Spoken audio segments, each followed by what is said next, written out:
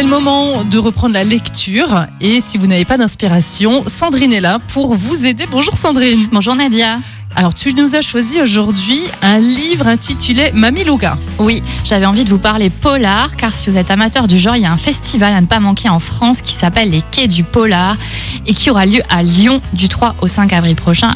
C'est un petit peu loin, sinon plus près, il y a au village du livre de Fontenoy-la-Joute près de Baccarat, il y aura le salon du roman policier le dimanche et le lundi de Pâques. Ah, c'est bien ça. Donc c'est une petite heure de route depuis Sarreguemines. Une petite escapade. Une petite escapade littéraire.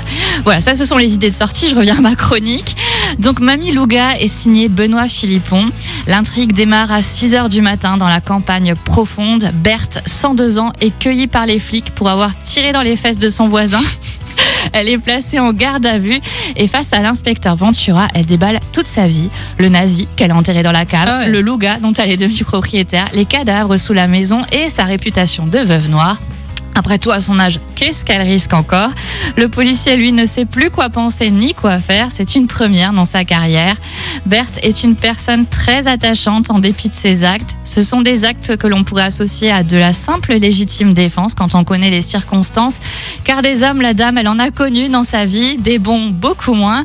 Et en plus de ne pas avoir la langue dans sa poche, Berthe a un sens de la répartie et un vocabulaire très fleuri qui m'a fait beaucoup rire. C'est une féministe qui a toujours su se défendre face aux irrespectueux, parfois avec les mots, mais souvent avec la manière forte. Vous l'aurez compris, la lecture de ce roman est un vrai moment de détente en direct du poste. Ça, c'est plutôt pas mal. J'aime bien ce genre de lecture facile à lire, rigolote, et puis on s'attache aussi après ce personnage. Ah oui, on s'y attache. Et j'ai vu que certains l'ont adapté en pièce de théâtre d'ailleurs. Incroyable, 102 ans. Eh bien, Berthe promet. Berthe promet. Donc, c'est le livre que tu nous as choisi pour cette semaine. On peut le retrouver à la médiathèque, tout bien à fait. sûr. Oui. Et tes conseils également, et avec toi en chair et en os à la médiathèque. Oui, voilà, vous pouvez demander Sandrine s'il faut.